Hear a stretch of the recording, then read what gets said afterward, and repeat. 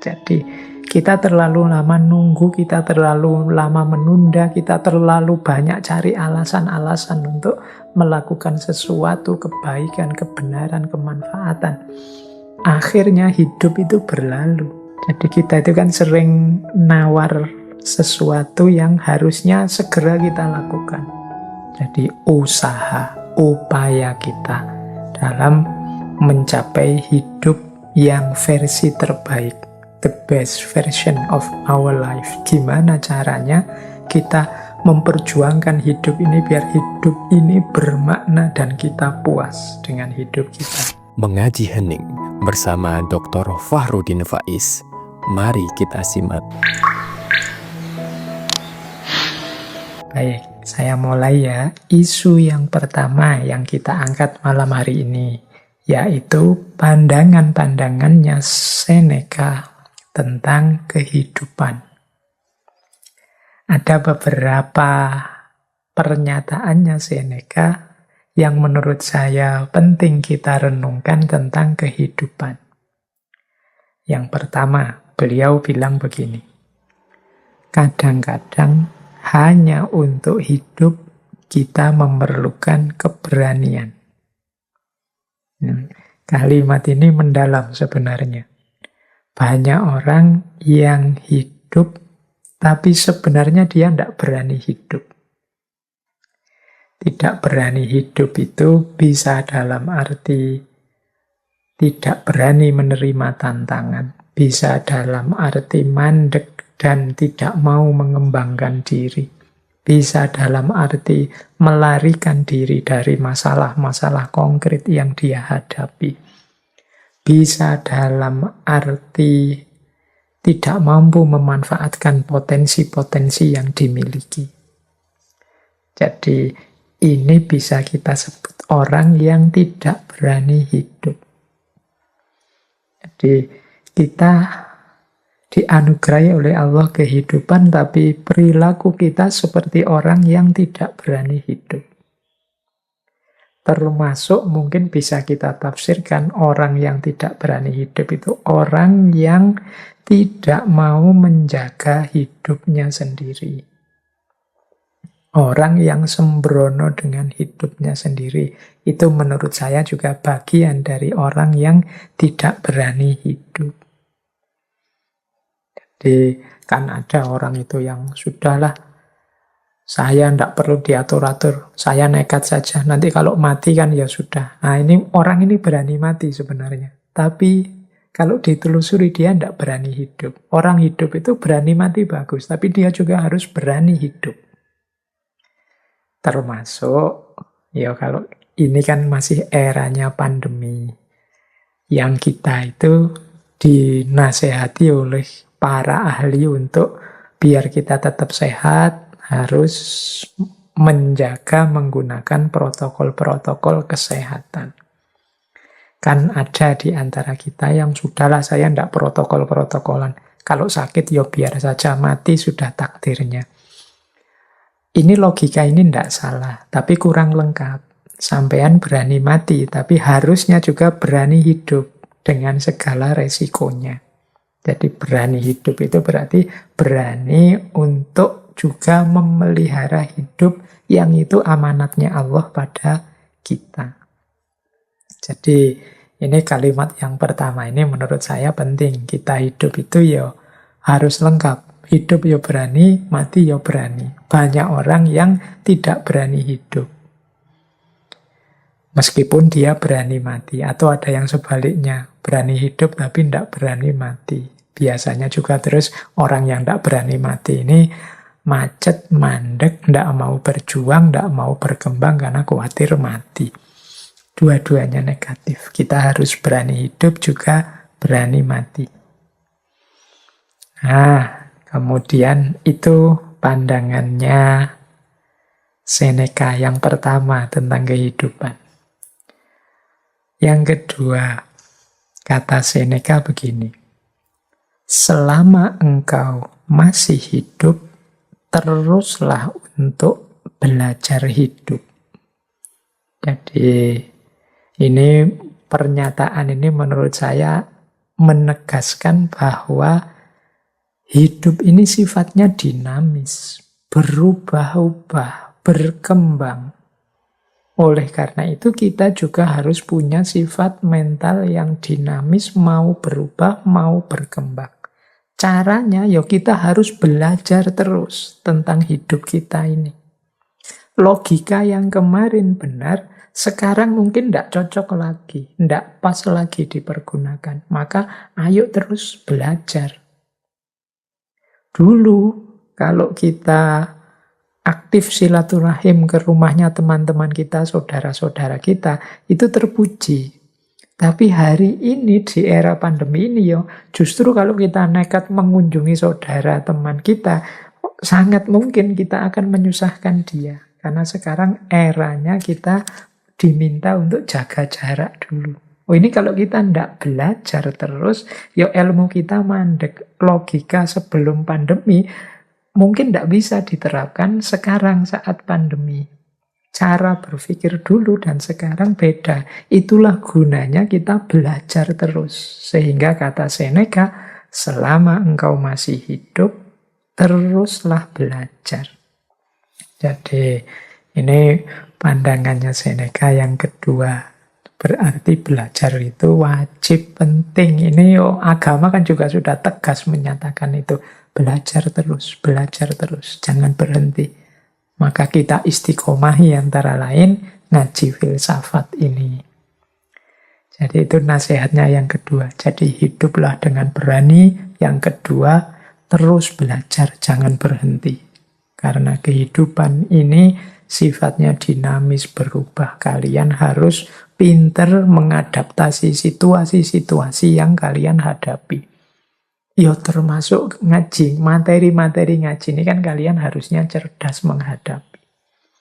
Jadi, tidak harus kemudian isinya diterapkan semua. Ada kalanya tidak relevan. Atau dalam situasi tertentu bisa tidak pas.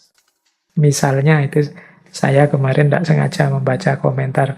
Jadi ada yang memotong ngaji filsafat yang tentang keutamaan bangun pagi. Nah, terus ada yang ngeritik, Pak, gimana saya bisa bangun pagi? Wong saya kerjanya malam hari, saya tidak tahu mungkin jadi satpam apa jadi apa yang shiftnya malam. Jadi justru pagi itu mulai kerja. Nah, ini sebenarnya komentarnya cerdas, tapi sebenarnya tidak harus begitu. Kita mestinya ngerti setiap teori, setiap konsep, setiap kebijaksanaan itu pasti ada konteksnya, ada ruang dan waktunya sendiri, dan pasti tidak berlaku untuk segala situasi. Kalau mungkin kita sedang sakit atau kebetulan habis melekan nonton bal-balan sampai pagi tidak tidur, pagi baru mulai tidur, nasihat untuk bangun pagi tadi jadinya tidak relevan. Dan teman-teman mestinya bisa belajar ini. Justru akan lucu kalau tiba-tiba diterapkan saja di segala situasi tanpa kecuali. Nanti kita akan susah sendiri. Jadi ini tidak bisa kemudian disebut, wah tidak konsisten Mbak. Tadi bilangnya harus bangun pagi, sekarang boleh tidak bangun pagi. Ini bukan urusan konsisten, tidak konsisten. Jadi pandangan bangun pagi utama dan mulia itu umumnya dalam kondisi normal. Dalam kondisi-kondisi khusus tertentu, tidak harus berlaku begitu kalau memang tidak bisa diterapkan. Ini loh yang disebut kebijaksanaan itu. Ngerti situasi, ruang, dan waktunya. Jadi selama engkau masih hidup, teruslah belajar. Jadi itu nasihatnya Seneca yang kedua. Yang ketiga, yang tentang kehidupan. Beliau bilang begini, hidup itu panjang kalau engkau tahu cara menggunakannya. Nah, kita ini kan sering mengeluh umur kita pendek. Waktu kita terbatas. Kata Seneca justru sebaliknya, kalian itu masih diberi kesempatan oleh Allah, oleh Tuhan untuk hidup hari ini, itu sebenarnya manfaatkanlah sebaik-baiknya. Sampai di titik kalian puas dengan hidup yang kalian jalani. Kalau kalian bisa cara memanfaatkan detik per detik usiamu itu, insya Allah hidupmu itu sebenarnya rasanya akan panjang. Jadi hidup itu panjang kalau kita tahu cara menggunakannya. Tapi kalau kita tidak tahu cara memanfaatkan hidup ini semaksimal mungkin, detik per detik, jam per jam, hari per hari, minggu per minggu, bulan per bulan, ya hidup ini rasanya pendek. Biasanya terus kita kaget-kaget. Waduh, sudah tanggal 1 lagi ini. Sudah ganti bulan ini, tidak terasa sudah seminggu ini, tidak terasa sudah. Kita akan selalu begitu kaget terus. Itu menandakan kita belum memanfaatkan waktu kita sebaik mungkin. Ini nanti yang mengesankan ternyata waktu itu hari ini semakin cepat ya rasanya. Enggak. Waktu itu tetap sama. 1 jam ya tetap 60 menit, 1 bulan tetap 30 hari. Hanya saja terasa pendek karena kita lewatkan begitu saja. Jadi rumus hidup yang ketiga kalau versinya Seneca, yuk kita manfaatkan waktu hidup kita, kita manfaatkan detik per detik segala fasilitas yang kita dapat sebaik mungkin sehingga kita tidak menyesal. Jadi karena hidup itu panjang. Kalau tidak, itu nanti berlaku kalimat selanjutnya. Saat kita menunggu kehidupan, kehidupan itu sendiri berlalu. Jadi kita terlalu lama nunggu, kita terlalu lama menunda, kita terlalu banyak cari alasan-alasan untuk melakukan sesuatu, kebaikan, kebenaran, kemanfaatan. Akhirnya hidup itu berlalu. Jadi kita itu kan sering nawar sesuatu yang harusnya segera kita lakukan. Pingin saya rasanya mumpung WFH ini banyak nulis, atau banyak membaca, atau memperbanyak ibadah. Itu sampai pandemi ini hampir 2 tahun. Yo, mungkin masih ada yang levelnya masih ingin saja. Masih rencana-rencana saja sejak dulu. Target baca bukunya masih tidak nyampe, pengen nulis juga tidak jadi-jadi, ibadahnya ya masih sama kayak zaman dulu sebelum pandemi. Ini kita terus membuat alasan-alasan, bikin excuse, tapi kan, ya wis, akhirnya kita tidak punya tidak mampu memanfaatkan hidup kita sebaik mungkin, rasanya umur kita ini pendek. Jadi saya lupa itu pernah di salah satu kitab itu disebut ciri-cirinya akhir zaman itu waktu terasa semakin pendek. Waktu terasa semakin pendek itu bisa nama lain dari kita yang semakin tidak mampu menggunakan waktu secara bermanfaat.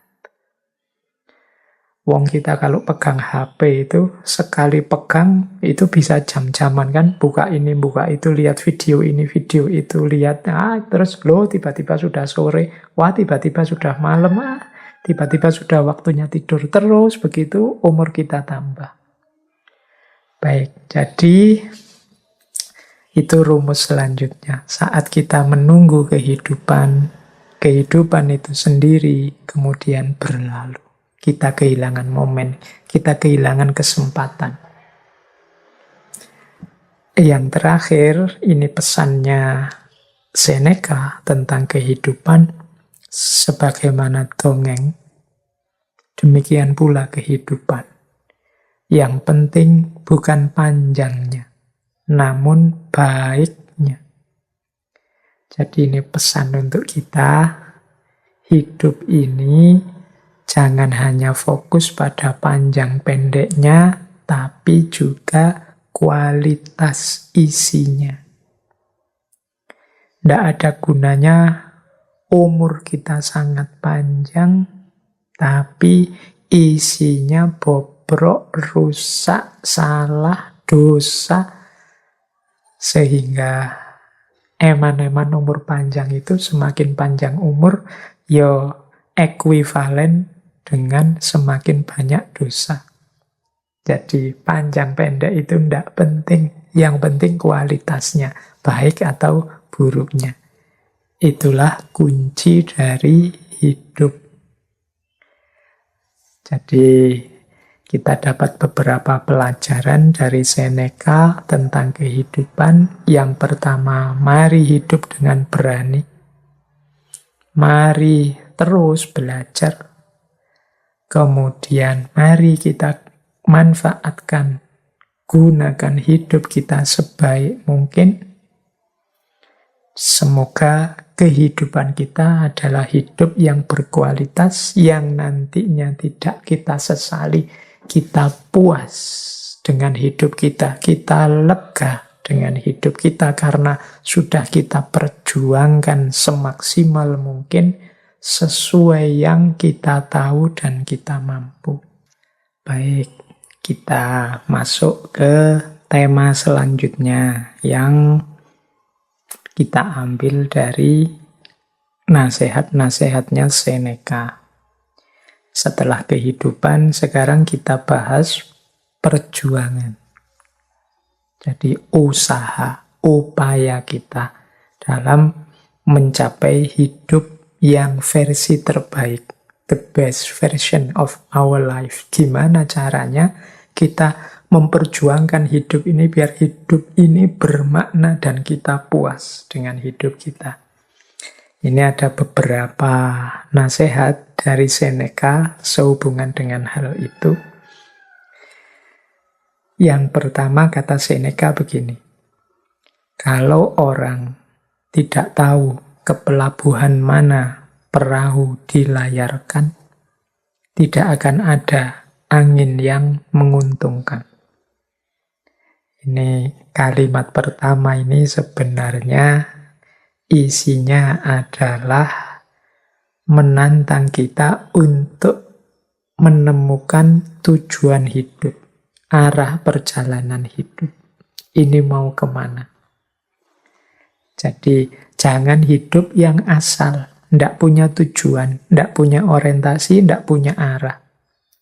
Orang yang tidak pernah mikir hidupku ini mau kemana, tujuan akhirnya apa dan di mana, ya tidak akan bisa melakukan perjalanan yang bermanfaat.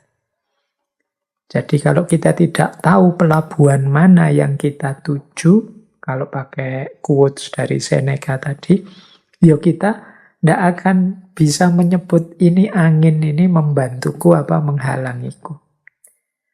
Ke arah mana aku harus menuju. Ya, wong kita tidak tahu pelabuhan mana yang kita tuju.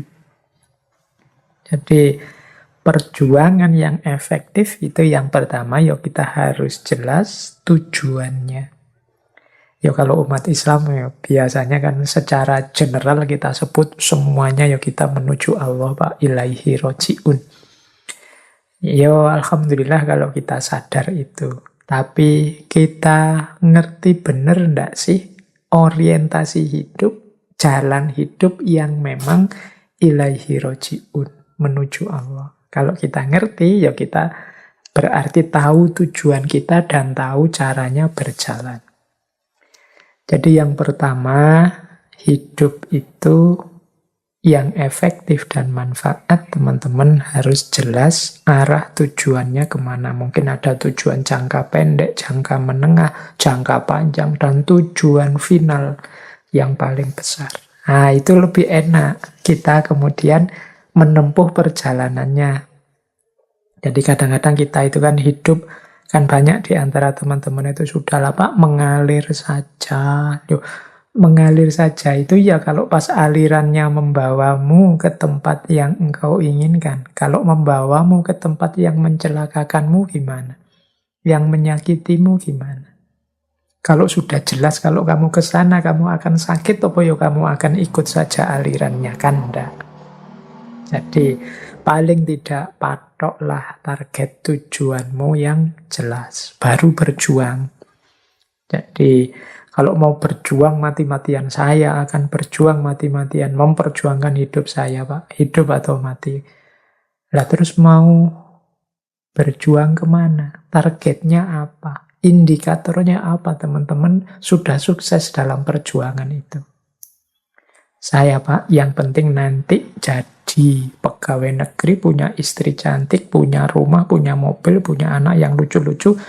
Deal, berarti sukses saya hidup dunia. Setelah itu saya mikir akhirat. Oh, ini lebih jelas. Ya meskipun isinya tujuan itu bisa diperdebatkan. Tapi orang yang punya target ini kan orang yang sudah bisa mulai berjuang demi semuanya.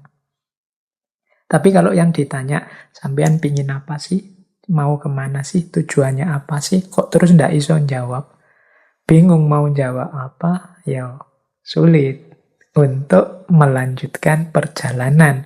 Ini melangkah ke kiri apa ke kanan, wong ndak jelas tujuannya. Jadi yang pertama harus jelas arah, tujuan, dan orientasinya. Nah yang kedua, kata Seneca begini, sebutir mutiara tidak dapat dipoles tanpa gesekan. Demikian pula manusia tidak mungkin sempurna tanpa ujian-ujian. Jadi yang kedua ini mengingatkan kita dalam setiap perjuangan pasti ada pengorbanan-pengorbanan. Cocok dengan momen kita malam hari ini ya, masih dalam rangka Hari Raya Kurban. Jadi itu sebagaimana mutiara. Kalau mutiara itu ingin bercahaya, ingin menarik, ingin bisa kita nikmati keindahannya, ya harus dipoles. Dipoles itu kan berarti diasap, digesek. Itu mungkin rasanya eman-eman ya, kok tidak dipoles, digosok, itu khawatir kita rontok mutiaranya. Tapi kalau tidak digitukan, kita tidak akan bisa menikmati keindahannya. Manusia juga begitu. Dia tidak akan mencapai kesempurnaannya tanpa ujian-ujian. Nah, hari-hari ini nih kan kita sedang diuji oleh sangat banyak hal oleh Allah. Macam-macam ujiannya. Kita menikmati sendiri mungkin hampir 2 tahun ini. Pandemi ini dan segala fenomena yang berkaitan dengannya, yang mungkin rasanya berat dan pahit bagi kita. Harusnya dengan ujian sebesar, seluas, dan seberat ini, kualitas diri kita semakin meningkat. Kedekatan kita dengan Allah semakin meningkat. Kemudian hidup kita menjadi manusia yang makin berkualitas, semakin menyempurna. Maka eman-eman kalau ujian-ujian seberat ini justru menjatuhkan kemanusiaan kita, justru memerosotkan kualitas diri kita, justru menjauhkan diri kita dari Allah. Berarti kita tidak lulus ujian. Kalau tidak lulus ujian itu biasanya terus diuji lagi, remedi lagi kita. Ya kalau ingin cepat ujiannya selesai kan kita lulus. Mungkin logika ini bisa dipakai ya. Yuk sama-sama bareng-bareng berusaha agar kita lulus ujian biar tidak remedi lagi. Jangan-jangan pandemi ini tidak selesai-selesai karena kita ini bolak-balik diremedi oleh Allah. Loh kok tidak lulus lagi? Ada pandemi kok malah gegeran. Ada pandemi kok malah saling maki-maki. Ada pandemi kok malah isinya marah-marah semua. Itu mungkin, wah ini nggak lulus berarti remedi lagi. Mungkin begitu logikanya. Jadi monggo yuk, biar yang kita alami kepahitan-kepahitan ini berdampak positif untuk diri kita, semakin menyempurnakan dalam tanda petik kualitas diri kita, semakin mendekatkan kita pada Allah. Jangan sampai ujian-ujian ini memerosotkan nilai-nilai kemanusiaan kita, sehingga kita terus dapat label lulus, dapat ijazah dari Allah, engkau lulus, kualitas dirimu meningkat. Dan gantilah kepahitan itu dengan kenikmatan. La in syakartum la azidannakum. Yang kedua. Jadi perjuangan memerlukan pengorbanan. Yang ketiga, kata Seneca begini sehubungan dengan perjuangan. Pertahankan semangat mudamu, engkau akan dapat menggunakannya lebih baik saat engkau lebih tua. Jadi Ini penting ya kita ingat-ingat ya, teman-teman anak-anak muda yang masih penuh semangatnya, masih meledak-ledak, masih menyala-nyala gairah hidupnya, pertahankan itu. Jangan diboroskan dalam arti kita kan biasanya teman-teman yang muda itu tidak terlalu concern mungkin menjaga kesehatan jasmani rohaninya karena merasa kuat saja, sehingga hidup secara sembrono saja. Pada akhirnya ketika usianya bertambah, pikirannya mateng, ilmunya sudah tinggi, energinya habis, semangatnya habis. Nah, karena masa mudanya sembrono, tidak bisa mempertahankan semangatnya. Jadi anak-anak muda engkau yang sedang sangat bersemangat, jagalah benar nyala semangatmu itu. Jadi jangan sampai padam. Mengapa? Nanti kalau engkau tua, semangatmu ini akan lebih manfaat. Mengapa? Saat nanti engkau lebih tua, ilmumu lebih luas, wawasanmu lebih dalam, kedewasaanmu tambah meningkat. Dengan semangat muda, hidupmu akan tambah berkualitas. Kalau yang masih muda gini kan mungkin masih nafsunya masih meledak-ledak, mengiringi semangat, wawasannya juga belum terlalu luas, jadi kadang-kadang salah-salah ngambil keputusan. Paling tidak jagalah agar semangat ini tidak mati. Nah, nanti kalau usia bertambah, kita masih punya elan vital, kita masih punya daya, kita masih punya semangat untuk menghidupkan kebenaran dan kebaikan yang kita capai. Ini pesan juga untuk teman-teman muda, yo, untuk menjaga semangat itu antara lain kita jaga kesehatan jasmani rohani kita. Jangan hidup sembarangan. Kadang-kadang saya ada teman 1-2 itu ketika usianya belum terlalu tua, sudah mendapat penyakit macam-macam, akhirnya tidak ada di usia muda.